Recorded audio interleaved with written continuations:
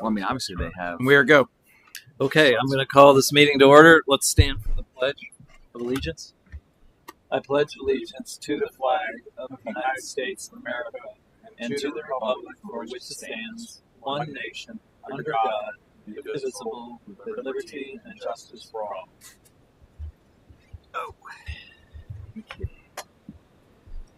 all. Roll call. Mr. Arnold. Present. Mr. Goodyear. Here. Mr. Osborne. Here. Mr. Snyder. Here.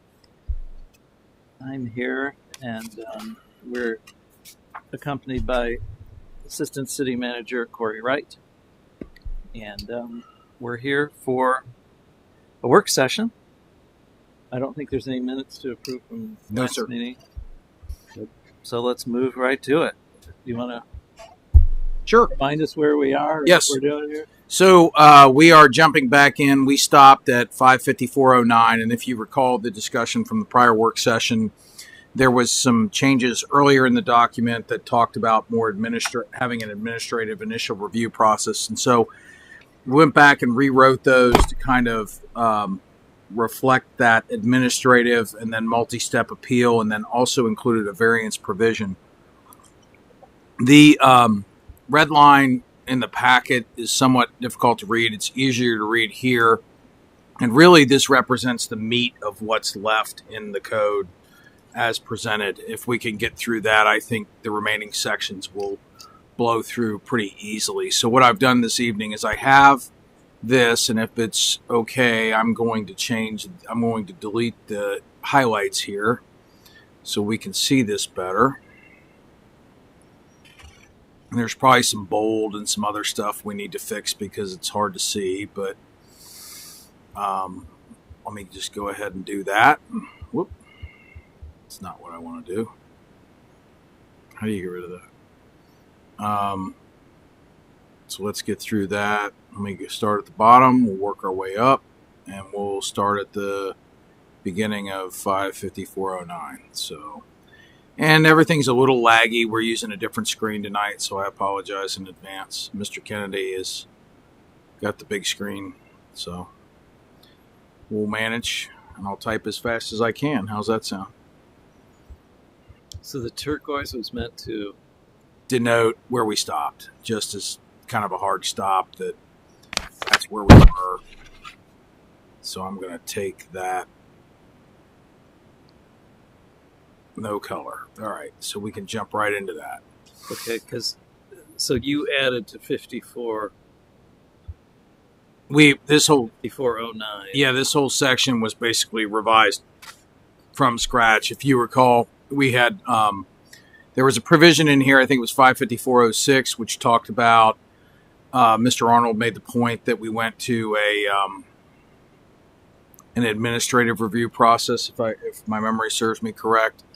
And so we went through, it wasn't 55406, it was, maybe it was 554, it had to do with temporary exemptions. So, and I could... 408. Yes. So, I'm sorry about that. So, 55408 had to do with the exemptions, had to do with the review, and wanting to have, there was another provision earlier in the code where it talks about the city manager being able to initially field those. So we crafted this consistent with, and this would be a temporary exemption for that. If I look at the clean copy, it would be section 55408 has the exemptions. There was a provision in there for temporary. That's right, 55405, I'm sorry, was the temporary outdoor lighting, and that's where the change was. 55405, prior to erecting or installing, detailed description to the city manager for review. And so in order to be consistent with that, this process was then fleshed out to that to apply in that, in that same vein. So really, I think the best thing to do is, since the whole thing is new, this whole section is basically new, we would just go through this, and I can detail that, and the memo details that.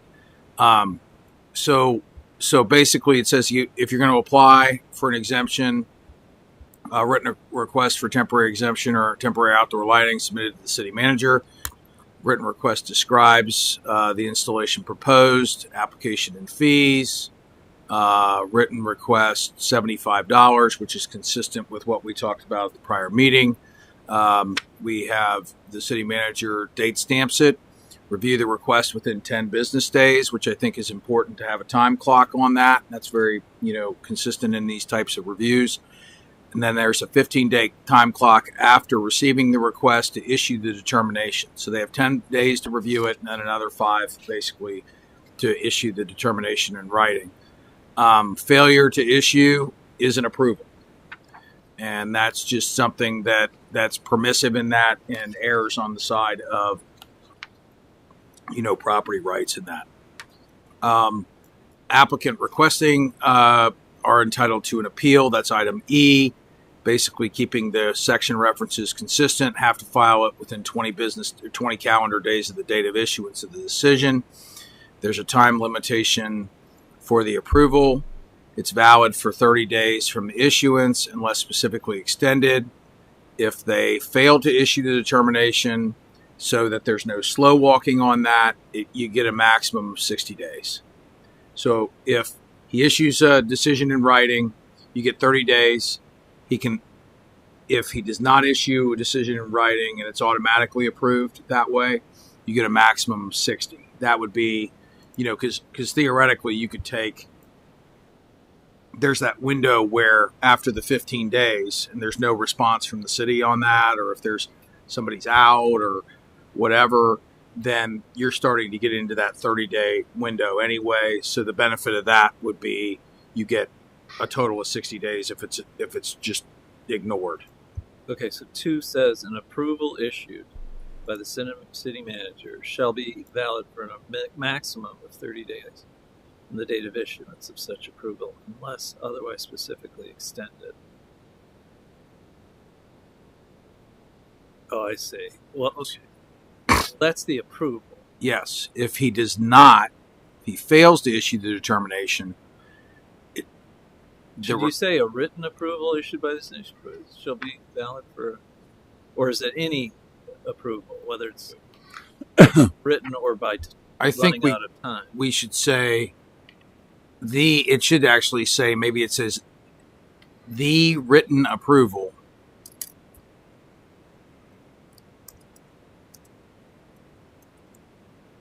issued by the city manager. I think that addresses that. So that is consistent with the language above. I think that change makes sense. And wouldn't the default approval also now be valid for 30 days from the effective date? No. If the city manager fails to issue the written approval, you automatically get 60 days. Okay. From the date the application was filed.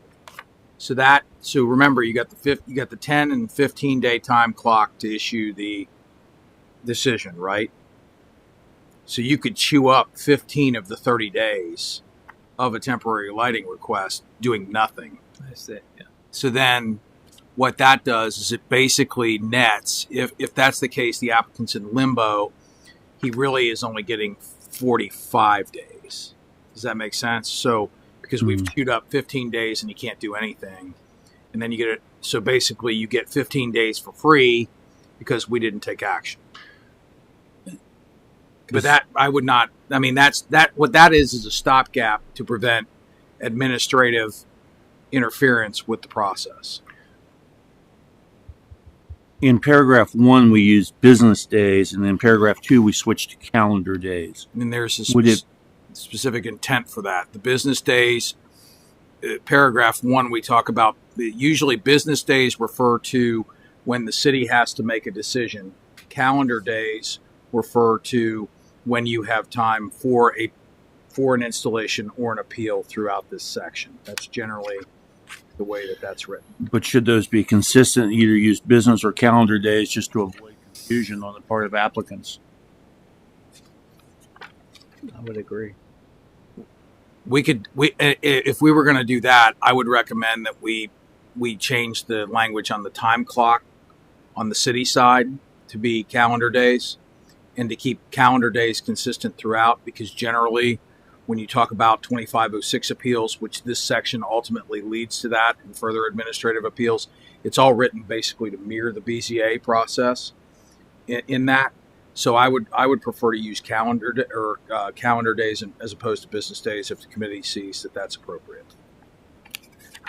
I was just trying to give staff more time to review that, because these things come in, they can come in anytime in the middle of a council packet week. They can come in the middle of a planning packet week or whatever. So, And calendar days would include holidays and weekends, whereas business days would just be Monday through Friday. yes, excluding holidays. So that's why generally there was a differentiation between when the word calendar day was used and business day was used. Okay. I mean, So when this says that it's valid, and you're talking about, and this applies to both temporary outdoor lighting and temporary exemptions, Yes. right?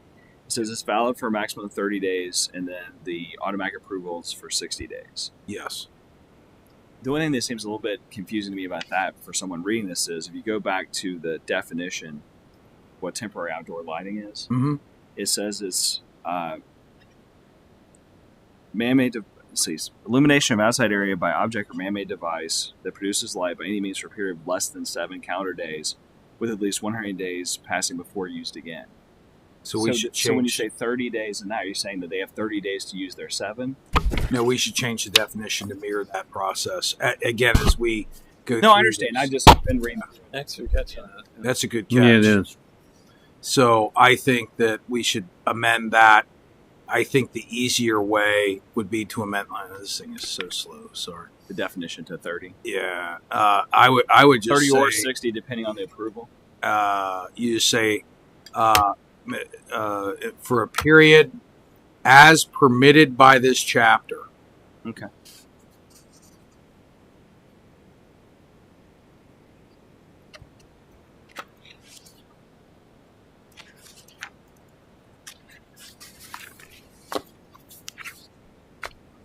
I think you would strike this too, and just to be consistent, I think that's a good catch. So, all right. So we got that dressed up. Let me get back down to where we were. We were on. I don't know why that's bolded. Let me fix this while I'm in here. What happens when you work with highlights and red lines. So, okay, so where were we? Time limitation of our approval. Okay.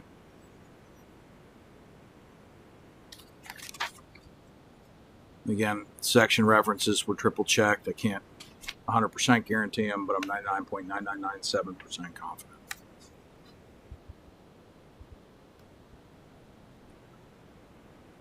So then here's where the city manager's authority and his or her discretion, 1 30-day extension that has received a prior approval.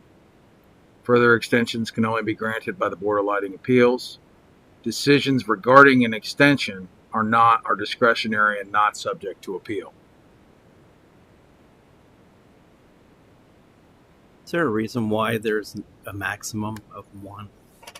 Well, it's just a policy decision, and I think what you're trying to do is to prevent these things from becoming semi-permanent. We sort of learned in other arenas with special exceptions, food trucks and all that, which you'll see later, that I think you need to cap the amount of time of the exemption clearly. And again, there's a provision in here for variances, which we talked about a lot, where somebody could seek a variance through the code to achieve a longer exemption if they wanted to.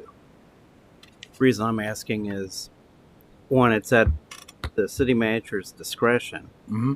but say you have another block in this city that goes up in flames, it's going to take more than 60 days of lighting.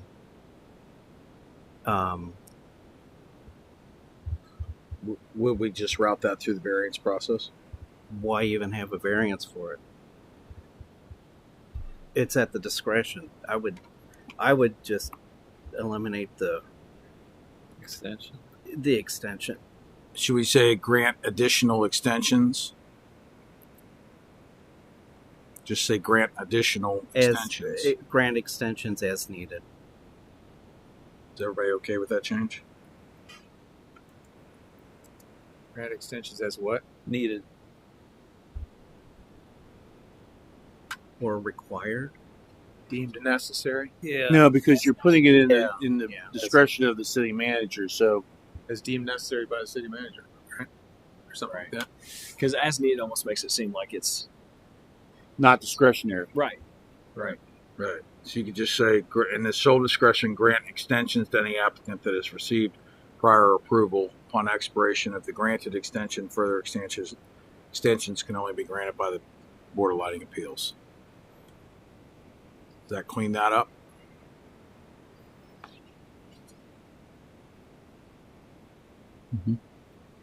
One temporary exemption. Now we said any calendar year.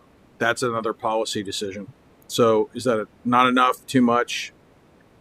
We can go 2. We can do more.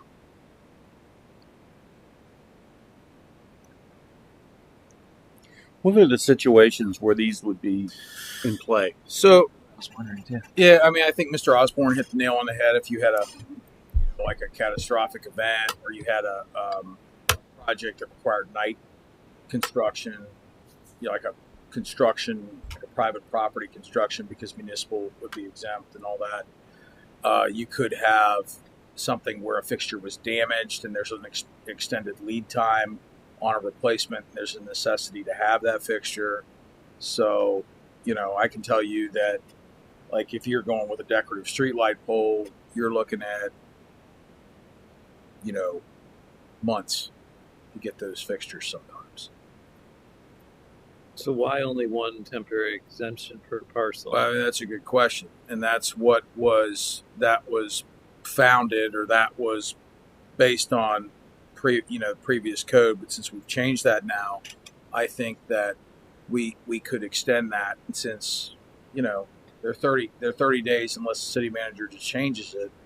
So do you want to allow 3? Do you want to allow 4 per year? So basically you get 1 per quarter. Well, I think the potential for abuse would be in the retail or food situation where somebody wants to bring in a bunch of temporary lights and light up their patio or do whatever. Mhm.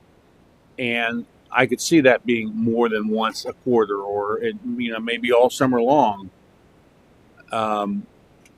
as opposed to seeking either a variance or seeking to put proper lighting in. But I don't know that, and I think those would be the situations where the city manager ought to just say, "Hey, no, we're not approving it." Yeah. I don't think you should limit a business or whatever entity it is to saying 1 a quarter if there's a reasonable and justifiable need for it. Yeah, I don't see a need for this provision at all. Okay. Well, what about the fact? What if the manager? Well, you don't. Say you have one property where the manager says no, we're not gonna allow that, and then another person comes in, or another property says he approves another property. Then you got the one saying, well, you didn't approve us, but you approved this guy. What's your standard? Why are you doing this? And you gave him 2 extensions, but you only gave us 1. Why? I think you got to have something in the code that dictates, so that the manager can't be accused of playing favorites or you know what I'm saying? Yeah, and further to that point, I think part of what this does is you have to put some limitation on the amount of applications. Otherwise, you'll get bombarded with a request. I mean, there are nefarious actors out there that will literally file application after application. There's no limit on the time. There's no time limit on when they can refile. They'll just bombard you with requests. Can I make a suggestion of removing the word single property or parcel of record and just replace it with the word applicant? That's a good idea. Because if you have, I'm going to cite Shoppers Haven. That's one parcel. How many there's businesses are in 40 shop? businesses in there, Okay. right? This So- this takes care of Yeah, I think that issue. applicant sounds. Mhm. Yeah, that'd be. But we're still left with the issue of whether or not, whether it's by applicant or property owner, is one too little? Is 5 too many? I'm You just know? trying to figure out in my mind what would be a, assuming someone's a reasonable person or reasonable business owner, what would be the need for this 4 times a year, 10 times a year? Oh, so I have no you idea. say you're running. Festival lighting? Yeah, like you say, you're Yeah. running a bar or something. You got a patio. You want to light it up at Right. St. Patty's Day, 4th of July. You know, An Oktoberfest? That's what I'm thinking. Like, you wouldn't want to do it then. As opposed to like the standard string lights or something like that. yeah. Right. Yeah. Well, do Or you you have limit, like a band there or something. Yeah. Or whatever it might be. do you limit the term temporary of maxing if it's more than X amount per year? That becomes permanent versus a temporary. So if you have a bar that's wanting to light up for all of the Regular intervals. regular intervals, that trumps it.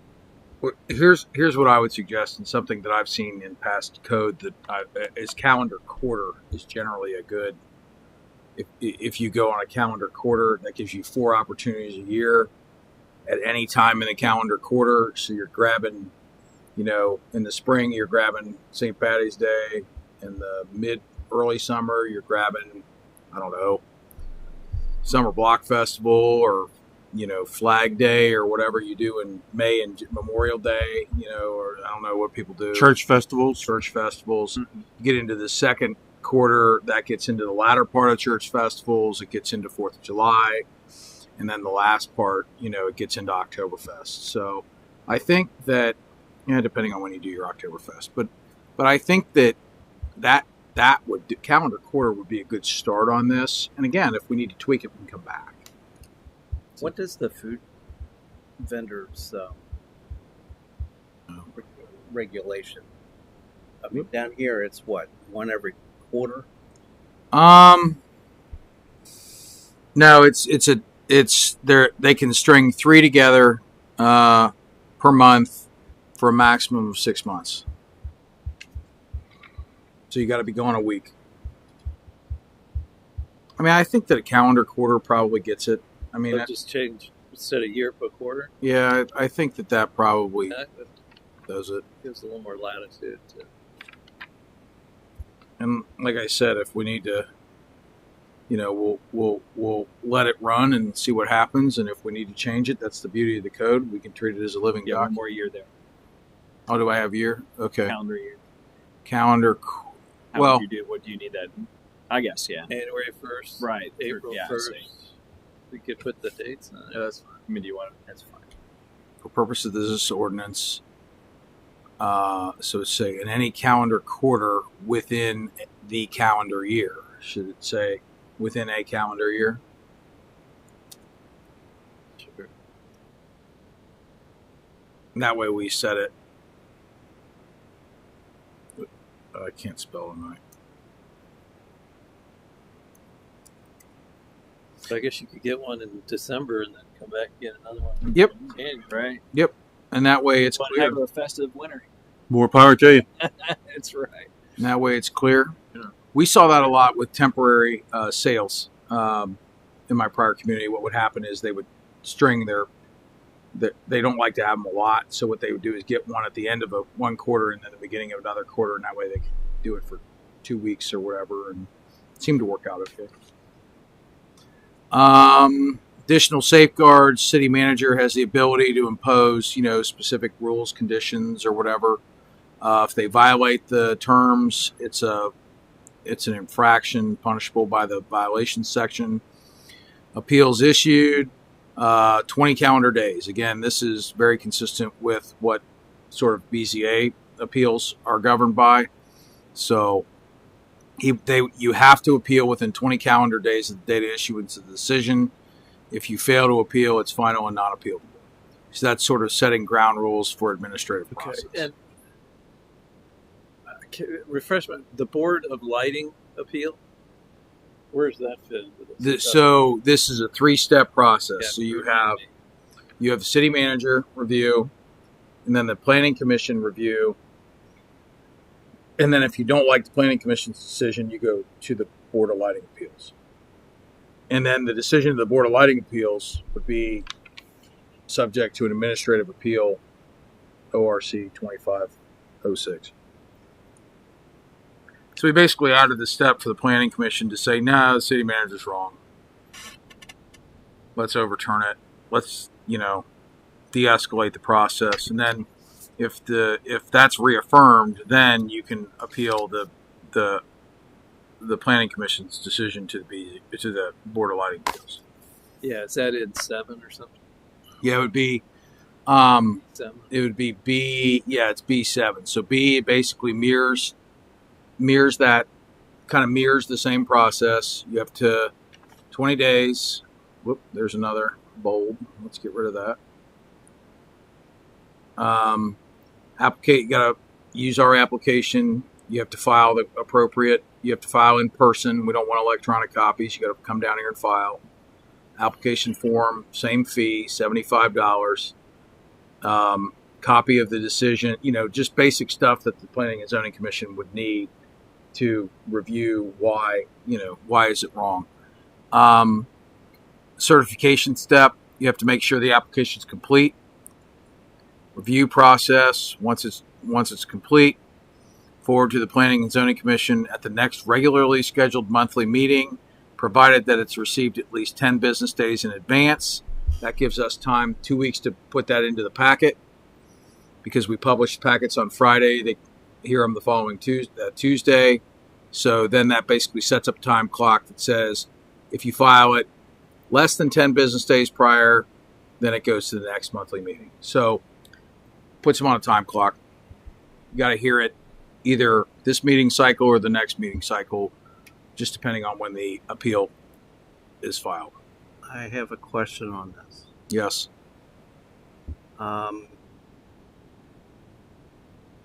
Did we not put the December planning and zoning is flexible? When was the flexibility for planning and zoning? Oh, goodness. You're asking me a question. I have to delve into the depths of the charter. We try to hold those on the first Tuesday of the month almost religiously. What I'm saying is, I think that when we redid the charter, did we put in a flexibility? I know we did it for city council, Yeah. but I don't remember doing it for committee. And the commission would not meet if there's no application. So Let me look up the charter. I think we did something for planning and zoning. Yeah. Let me check. But would that be impacted by this, Mr. Osborne? Because it's just the next scheduled Well, the meeting. next regularly scheduled could be 60 days later. Right. Which might moot the whole point. Well, as long as they file the appeal timely, then it just sits until the meeting. But if they need it, But they can't can't do the lighting. Right. let's see here. Charter. I can look it up here on the. I think that's just, meetings are announced and changed for good reason from time to time. Yeah, That's just you can't do it to dodge part of it. an appeal or something. No. Seems like you're required to. Yeah, if we get an application, we'd have a meeting. We did. Meetings of the commission shall be held as needed, but not less than every 2 months. So That's section 903A of the charter. and I can tell you that we met 10 times last year, something like that. And when you don't, it's because there's no business. There's no business, right? So I think we're okay. okay, and then they're on the clock. This section, they're on the clock. This is very similar to other code language in our zoning code.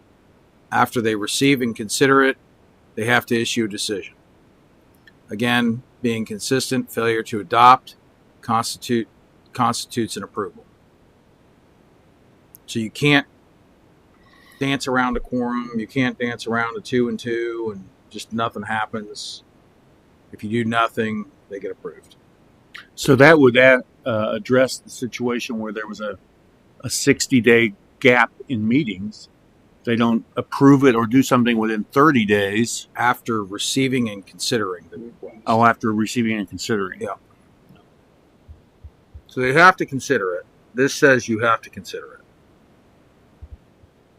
Now, to your point, there could be the odd circumstance where it's mooted based on timing, but again, we're going to do everything we can to get that case in. If you wanted to shorten this window, at least 10, I mean, there's not a lot to processing an appeal.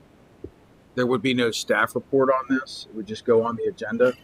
What about notice of meetings? Would that be? We have to have 24 hours notice. We publish a packet on Friday, so we would be okay. So I think you need a week to get it in. What you don't want is somebody running in here on the Friday before planning commission and saying, "Hey, appeal and throw this on the agenda." You got to have some.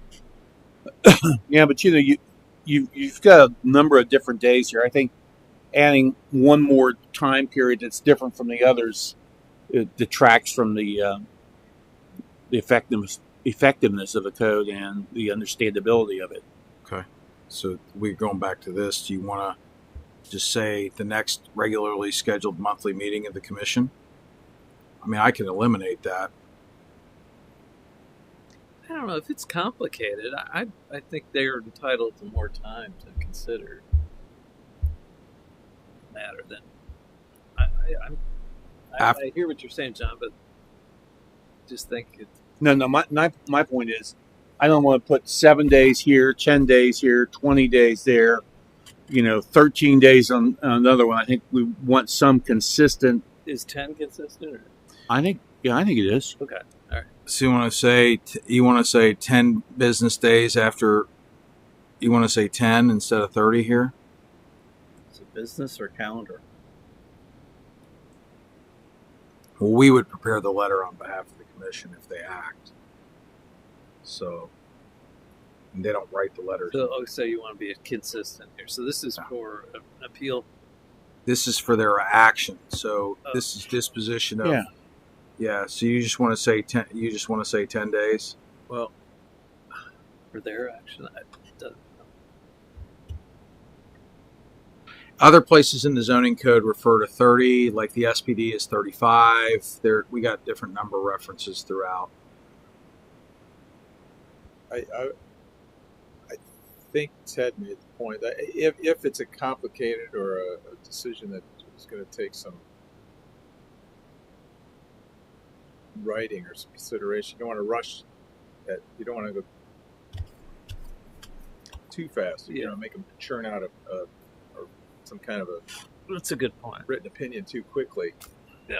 And I would not see this section as limiting the ability to continue a case. We had 45 days for the chart. I'm sorry. We had consistently a 45-day. Any decision that council made was 45. I thought. Let's go 45 then. I thought we had. You can make 45 calendar days, not business days. Right. Calendar That's days. more reasonable. That's pretty reasonable.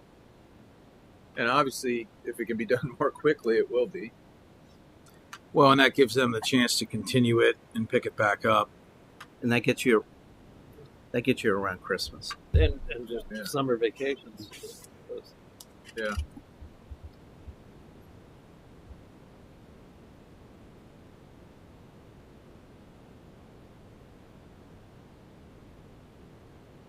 Okay. Let me hit save. And I think that's why we honed in on 45 Okay. for So those there you go. this possible variance. And you guys are okay with the automatic approval if they don't do anything that goes? Additional safeguards, same language as before. Entitled to further appeal. Here's your lighting. Lighting appeals. First mention of and then they have to appeal within 20 calendar days. Again, consistent with prior, and then it's final if they don't appeal. So then we go into appeal of this determination. Again, same process. Planning and Zoning Commission. So then again, we need, documentation, right? Copy. The only addition here is you're building the record, right? So you got everything to here, and then plus this. Mm-hmm. That builds the record. You get the certification of completeness, and again, that obligates staff to review it. They have to perfect the appeal. There it is. They have to schedule the hearing to consider not more than 45 days after the receipt of the approval. Should this be business days or calendar days? Let's say calendar days. Okay.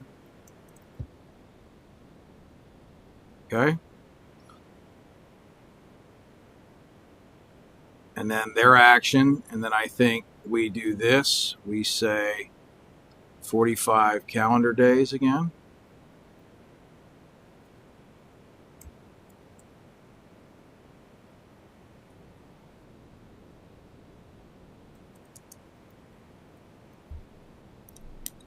Okay. So then there's that, indicating whether it's approved. Has to be made by motion. Your calendar's misspelled there. Did I? Oh, geez. Wow. It's all right. Whoop, I'm going the I wrong misspell way. it every time I use.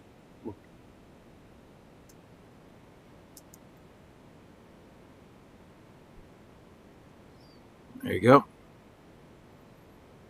Got that. Then they have to, and if they don't, again, this gets you around the dodging a quorum or whatever. 2 to 2s. You gotta act on it. Supplementary conditions. Again, same language. Right of administrative appeal. They can be further appealed pursuant to 2506. Decisions issued by the Board of Lighting Appeals are final after 30 days as per 250507 ORC. That's a direct reference to that. You don't tell them what the administrative appeal time period is, do we? We do not. Okay. I mean, that's in the code. It's That's in the revised code. code stuff, right? Yep. Yeah. That could. Well, it says decisions issued. Yeah, so basically this puts you on the clock. So you have 30 days. I think the code specifically states it's 30 days. So, Makes sense. and then here's your variance section. And is it business days or calendar days? I'm sorry. Let me look it up. Well, no, I mean, what do we have it in here? It just says days. Just says Days. days. I think that's directly lifted from ORC. Let me look at Okay, ORC. Probably. Yeah, because the defines timing. days. You're now in a different. Right. Uh, So in the ORC, your first day never counts, and the weekends count unless it ends on a weekend, then it goes to the next business day. So you can't really say either calendar or business because the timing statute. that's another. Right. It says is 30 days. That's all it says. Right. So we wanted to keep the language consistent with ORC there. Right. So variances, here's your variance process, permanent relief, application for variance. You have to do this. You gotta, again, file your filing fees.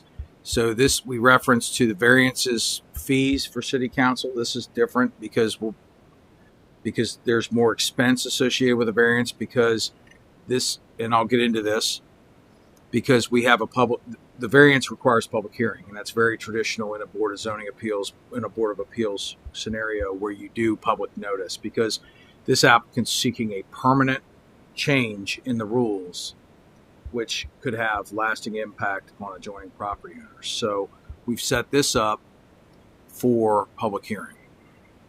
So this mirrors our appeals process almost to the letter. Have to have an application, filing fees, site plan, photometric plan, demonstrating the impact. I think that's reasonable so that we know what they're proposing. Lighting specifications and details. So if you're going to seek a permanent variance, you have to go and get this stuff. Mailing list of all properties within 300 feet.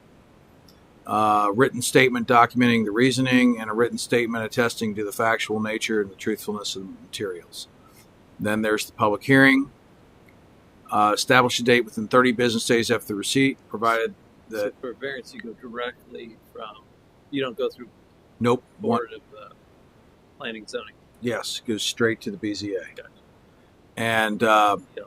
yep, and then you get 30 business days to set a hearing. It's the same. It is. It is. Okay. That's what I'm wondering. Do we really need to call it Board of Lighting Appeals? It's realistically the Board of Zoning Appeals. Well, I mean, we define that in the Right. definitions. I mean, that would just require you'd have to go in and change it in 60 different places. And I think for the purpose of the ordinance, I think we should call it the Board of Lighting Appeals. We call it the Board of Flood Appeals. You know, the flood appeals. Yeah, it's so if they know what the. How to categorize it. It's Yeah, defined. thank you. So 40 business days of receipt of the application. So this, you sort of get a time clock within 30 days, 40 days. Okay. And they can specifically agree, and you know both parties can agree if there's people out of town or whatever. Published notice. This is consistent with our notice requirements. Written notice of the public hearing and the mailing list. We will prepare the mailing list. Based upon what they provide, we verify it. We will take care of the notice as part of the fees. Supplementary conditions and safeguards, they can apply those to any variance they have to take. I think we should change this. This should say 45 calendar days again, to be consistent, if you're okay with that change. That's a little different. This was drawn straight from our BZA language. I mean, we could keep it at 35. We can keep it at 45 for this section. I think for the chapter, we should be consistent throughout the chapter. There's nothing worse than having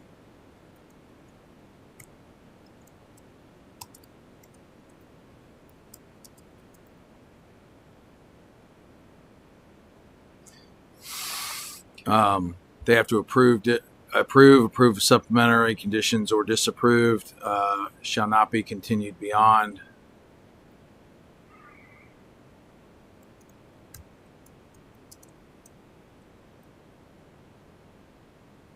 Oh, I need to put my number reference in there, don't I?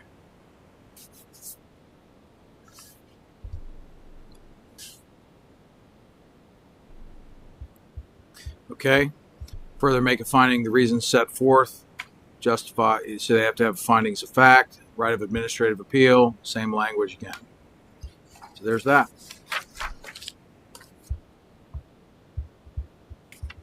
Yeah. So we good with that section? Mm-hmm. Good. Moving on to 55410. This is our permitting requirements for residential multifamily construction, additions, modifications in the street lighting districts. So, multifamily project. There was something in. I had a note that we changed in the. Paragraph 2, B2 below. Did we refer to it as there was some? I thought I had a note that we had changed something about multifamily It's in the definitions. definition. Yeah. Okay. So 4 more units. yes. So okay. So residential or the construction of multifamily addition modification. So you want to go to B.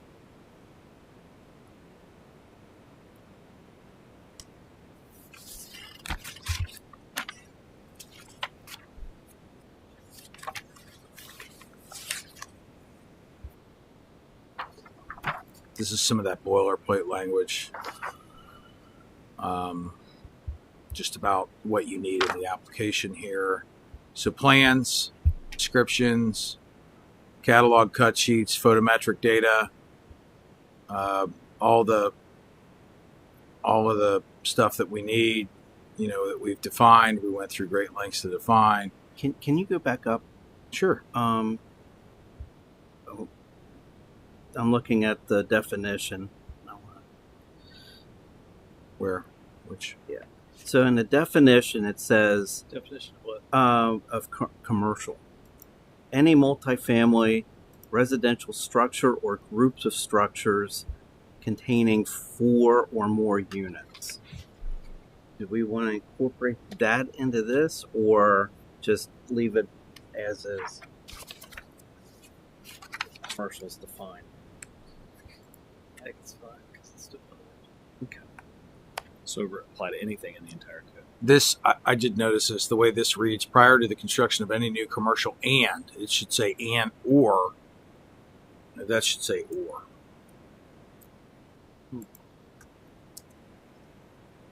There we go. There you go. Caught a submit. So everybody's okay with the submission requirements. Just give us the information we need to review it.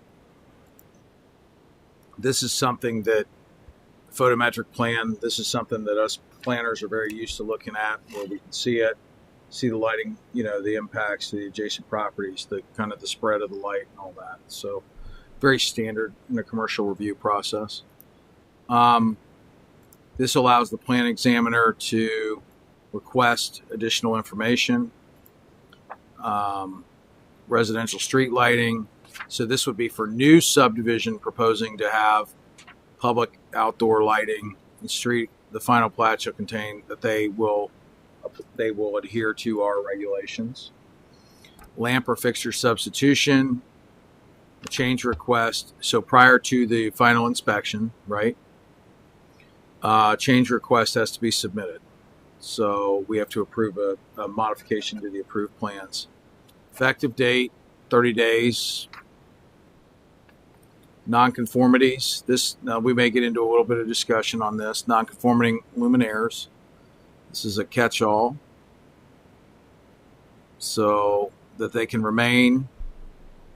Let me go back. I hate when they jump. Here we go. Existing outdoor, lawfully existing, permitted and installed prior to the date of enactment, permitted to remain provided they're not altered, enlarged, expanded, replaced, or further modified in any way whatsoever. Nothing shall be interpreted as prohibiting the replacement of non-functioning light bulbs, drivers, I should say, or LED drivers when conducted as part of normal maintenance. I thought we changed something about the determination in sort of the commercial sections there.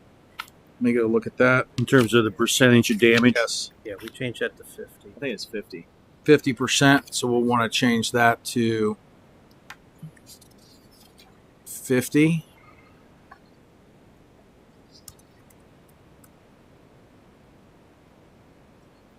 Okay. And I think we changed the amount of days too, if I remember, to be consistent. It was 45. Yeah, 45. Yep. So I got that. Let me change that.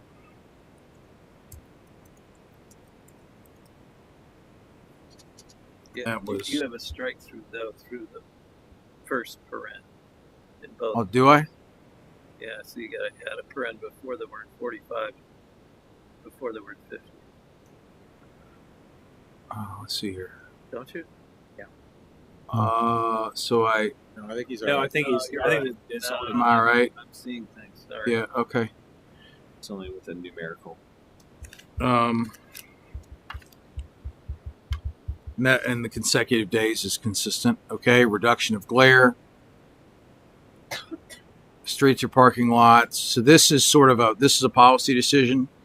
Existing lights that are installed that cause disabling glare are required to be redirected. We're not have to replace them. You just have to redirect them to reduce if we provide you with notice. The causes disabling glare. Who decides that, and how is that determined? Well, we define glare Okay. in the, I believe we define glare in the definition. It says, shall refer to light emitting from a luminaire with an intensity great enough to reduce the viewer's ability to see, sometimes resulting in or causing momentary blindness, or any other lighting condition resulting in or leading to the visual sensation caused by excessive brightness, thereby causing annoyance, discomfort, or a disability loss in visual performance or visibility. Then should you take out disabling to take away the disabling almost creates ambiguity, whereas glare is already defined. Yeah, That's a the good problem. point. Disabling is not. It's kind of a judgment call. Right. Yeah, that seems like a higher standard than just glare. Right. Here we go. So glare, okay. Should it say motorists, pedestrians, or cyclists? Because we talk about sidewalks or. Mhm. Sure.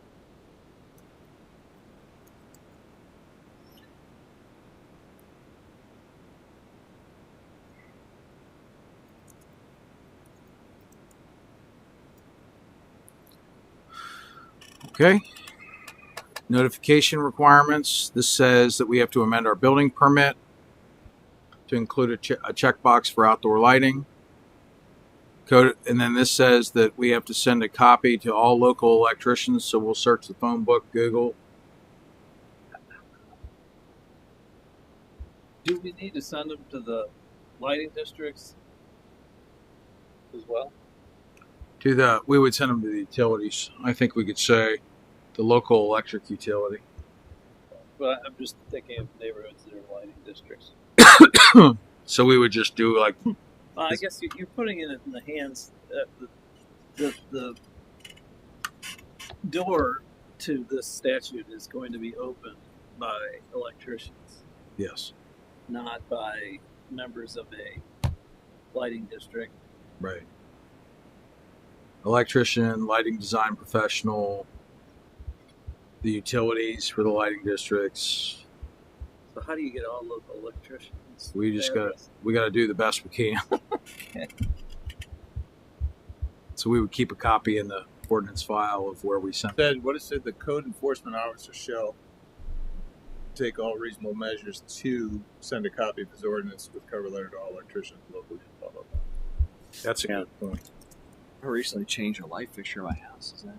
Yeah, you're gonna have to have an electrician do it. That's the secret. So does that take all reasonable measures to send a copy? I think that's that way if we miss one, nobody's got a claim. Standard severability clause. This we changed. I had a note here that we changed this on I forget what section it was, but I want to be consistent with that. That said, Mr. Arnold made the point. It was the more there was an issue about the more restrictive regulation. I'm trying to find Have we tackled that where that was. definition? Do we say have its? It was conflict. Well, I don't know that it was in definitions. I forget. What was your language? It was. It was the gist of it was that the more specific regulation would That's what it fit was. the more general. Right. The more I specific. can't remember if the specific was the right word we used or not. And I can't remember where that was at. Right, I remember the discussion. Two meetings ago. Was it in the? Let me see if I can find it. I mean, look at my notes. Or our last meeting. Let me see if I can find it. So in this highlighted portion you have here now, Specific is what we use. you don't Yeah, want the more specific. restrictive 5402. standard, more specific standards. That's what, yeah, right. There's- and that would be in accordance with what we changed earlier. It's the very end of the next to last.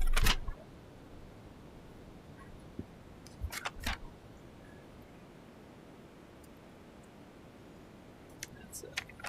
There it is. Can I get rid of the highlights while I'm in here? Okay. And I'll go in and clean up all the highlights and stuff. Get rid of those if that's okay. Sure. Notice violations. So that section changed a little bit just from the numbering. It says you can't violate the ordinance separate offense. For each fixture. Wow. Each day is a separate offense. Got to bring the hammer. That's that little draconian. Well, the problem though is it depends on. I mean, these first of all, we're generally only talking about commercial properties, right? Right. And then if you have,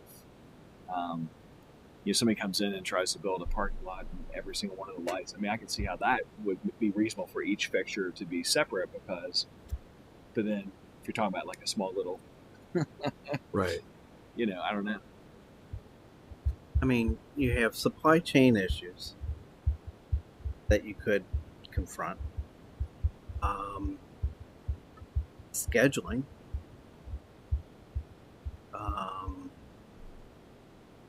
Yeah, and this is a policy decision. That's what this is. I don't know but how else would you?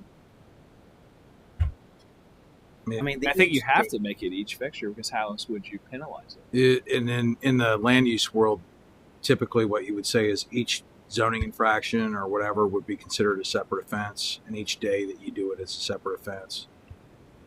Which is essentially what I mean. So each infraction could be, I've got 5 lights on my property, none of them confirmed. That's an infraction, not 5. Mm-hmm. I mean, I think the idea of somebody who has 5 lights that are out of line or whatever, and you go out and give them 5 tickets per day, We don't want to do that. is kind of Right. overboard. Right. Should it say So each? Should it say each? What should we say? Each violation of this ordinance shall be a separate offense. but that doesn't make any sense. No. Let's see. you're basing it on a parcel or No, so and it's hard to translate talking about specific fixtures because you could have 4 compliant and 4 non-compliant. Whereas in the land use world, you're either violating the land use code or you're not. You built an extra shed, you're parking a junk car in the driveway in the yard, or I know in past enforcement experience, it's been 5 junk cars in a yard, and each car was treated as a separate offense. Yeah, I hear you. So it's hard. Well, the problem is you got some people that intentionally do that, Yes. right? Yeah. So it's with those people, it's good to be able to say each car because I'm saying each installation, but I'm not sure that changes. It's hard on this one. This is a challenging one to get, and Well, if you've got a zoning officer that wants to write 30 tickets on one place, you need a new zoning officer. That's the solution. Well, I don't think. you've got a set of chaser lights and 5 bulbs are right. out of in violation. Are you citing the fixture? Are you citing the owner because of a violation on the parcel, or are you? I mean, the only way to fix the way you're talking about is simply take out the sentence each fixture Make sentence each day a violation. and just say it is a violation to do this, and then each day is a separate violation. I think you're right. There you go. Yeah, that's a good compromise. There we go. Any provision is violated, notice hand deliveries or by certified mail, return receipt requested. I just think that's good practice. Demanding that the violation be abated within 30 days of the date of hand delivery. In the event delivery, post the notice prominently on the premises in violation. Pretty standard stuff there. Not abated within 30 days. Shall forward the matter to the police department for enforcement pursuant to 55409. Notwithstanding, we can also take any other action to enjoin, restrain, or abate violations. So that gives us the ability to go seek an injunction or whatever we do. And then here's the penalty: minor misdemeanor. That's the lowest we could do. Yep. Yeah. Well, and then you have to do the enhancements too. Right.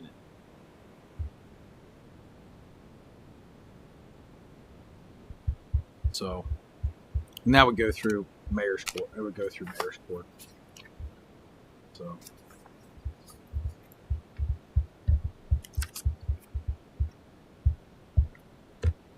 And I could see an instance where you have a habitual offender, you know, and they just don't care. You're still going to go to common pleas and try and get an injunction and, you know, potentially contempt and all that. I mean,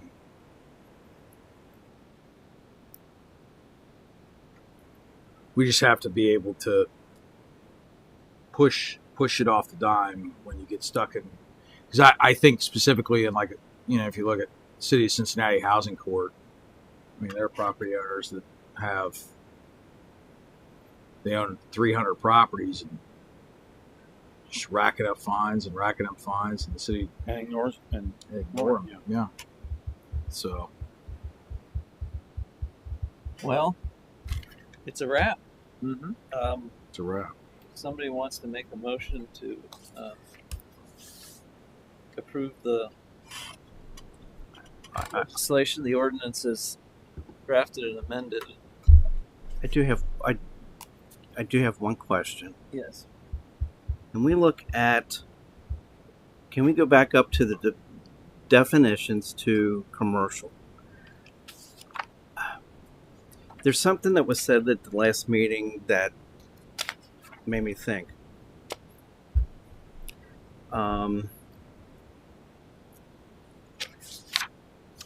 And that was, you know, the catch-all was, well, you can file a variance. And I'm thinking of non-commercials, and I'm thinking of churches, and I'm thinking of those two entities, and also schools. Are we?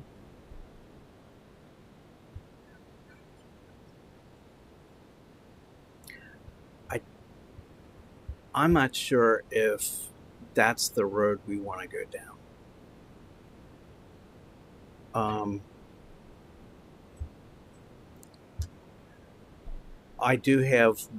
mean, realistically, we have a nonprofit owning a commercial property. We have the Firefighters Association that owns the Brown Building. So that muddies the water a little bit. How so? I think that the nonprofits and schools. But they have to adhere to commercial building code regulations. So you can't build a school or a church just because you're a nonprofit. You have to still meet building code. I mean, we went through that with St. Columban on, you know, meeting stormwater, meeting all that, and they did it. Obviously, their building's going to be built to building code, electrical code, plumbing code, all of those things. How about existing? Well, I mean, we've grandfathered those fixtures, and there's also a specific section that addresses, you know, the primary instances of lighting for where you're going to get in those quasi-public uses, and institutional uses are going to be your athletic fields and parking lots. And again, those are going to be commercially regulated fixtures. I don't know of any, off the top of my head, and I could be wrong, of any institutional user that would not be subject to commercial building code if they were to amend or alter their structure. I mean, we had a church that just did a restroom, and they had to go through the commercial permitting process for an interior renovation. I'm thinking of the former Clifton Shirt Factory, where they have used lights not as primary but as secondary use. And is that? Well, I'm trying to wrap my head around whether that is proper usage of. They have to come in for a variance because it already exists, and in 10 years, do they have to come in and file? You know, does this have to? in 10 years is a long time. I'm just thinking. 10 years in government is an eternity. But on you the know, other, if you just flip it around the other way, what justification is to treat them differently than every other entity that exists that has to follow these rules? Light is light. Right. and if they were to make changes to the interior of that building, Well, I'm yeah. looking at nonprofit as far as a hardship versus. No, I understand, but I'm Yeah. saying that That's the only it's reason. hard. I'm It's wondering. hard. No, I know. Wouldn't exempt I'm them saying it's from hard for the fire government code to or pick and choose. Right. Yeah. Right. Yeah, they have to apply. They have to adhere to other standards that you or I, as a residential homeowner, may or may not, Right. may or may not apply or whatever. And thinking through that, let me go into here. One specific suggestion. We exempted string lights. We don't have a definition for it. Do you want to define it? That sort of catches them now. I have a draft definition. I wouldn't want to touch that one. Perfect. Then we're not. Then we just don't mess with it. Sort of had that discussion. Yep. Yeah. Then we don't mess with The it. length or number ball. Yeah. Yeah, we should. Figure that out. Then we don't mess with it, and we just see, and we can always tweak it once it's in place. And I would suspect if some of those entities that you're concerned about, Mr. Osborne, have concerns about this, then they should address it to City Council. Or plead that, they're different and shouldn't therefore be subject to a violation. Right. And I mean, it varies, and Corey can do it either way, but it's not uncommon for once council gets your recommendation, for them to set a public hearing, just more of a general public hearing to allow them to talk to Corey about what they had, and council can decide based on those comments if it's minor tweak to what you sent, or versus whether or not it's big enough. Likely, any minor amendments would be something council would make on their own based upon Corey's understanding of it. But it's really a one way to sort of vet it one farther way, because he's going to bring it forward to him with your presentation. It's 2 readings. It's 30-day referendum period after that. It really allows time for people to come forward. Well, you've got to look at this, whether there's a need for this, and whether or not the economic hardship overrides any need is a policy decision. I mean, I'm satisfied with this as to form, to use a term we use sometimes, without necessarily addressing whether this is a yay or nay for council. I don't see that as being our primary role. I think you would have got pushback from council and the public as a whole if it really had a greater impact on John Q. Public living in Claiborne, living in wherever. Right. And since Corey and you guys have done a wonderful job to focus on what Cindy brought to us in the very beginning, I don't think there's going to be any impact. Corey and I are big on put the keys in the car and take it for a ride. Come running back to you if there's a glaring error. Yeah. And at the end of the day, you just got to go. That's right. You gotta let it ride and Yep. see how it works. And We can tweak goodness it. gracious, you put a yeoman's effort into this. We can tweak it, and nothing's unfixable. Oh yeah, So- it's writing. So They had a mural in front of HPPC last night, and Corey said it's paint. If you don't like it, we can fix it. So we can with fix it. this. And remember, the object of this legislation is to minimize or eliminate a nuisance or something that's offensive to the aesthetic of everybody, the public in general. And Correct. I don't think we should differentiate because somebody's a nonprofit or not. So I'm going to change this to say final draft. Just while Corey's doing that, it is Corey Mai's intention to lead by example with the city. We're not going to be able to change the light heads on every light downtown, but we will. For those of you who go through 5 Points, that way, like you're going to St. Columban, look at that light. That was a fluke. We just got stuck with it as an extra. Who would have known that that's really the way it will ultimately go? When we were buying light heads, that was a sample. I miscounted, needed one more, and the guy said, just go ahead and keep the sample, put it up there, it'll be away from it, no one will ever notice. Ironically, that's sort of the style you want. It was a fluke. I didn't count right. So Needed one quick. Will we have to redo lighting down at the Veterans Memorial? I don't No, know. your city stuff's exempt. But I think if it ever had to But be, this is the lead by example. Yeah. argument. well, if it needs to be replaced, I mean, if it's obsolete, it doesn't work anymore, then Yeah. and you got to replace it with a new fixture, then you go buy a fixture that's compliant. I mean, similarly, like the street lights, we've got a couple where people have been playing bumper cars with our street light poles, and the conversation that I had with the electrician was, the heads are the same cost, just swap them out. Right. And Yeah. And you know, just Corey and I have incremental. been for a long time. My goal has always been that the West Loveland Business District, which is just blossomed. Let's face facts. Look at Sue Allsbach's place as an example. That someday that will be one big business district with the river in between. So we've been trying to run these street lights up there. Working, actually, Cindy's weighed in on the right fixture with Duke, and we're getting close. It's just a narrow area, but that is, and you saw what we did at Wall in West Loveland with the antique style, with those big, black, beautiful traffic signals. That's sort of the theme that we're trying to run all the way. Those lights will clearly be dark sky compliant. I called Duke, and the guy said, a lady named Cindy Kessler already called me, and she likes option B. I sort of thought it was pretty funny. But just saying, Cindy, that's what he said. So I'll check this for Scribner's errors, spell check,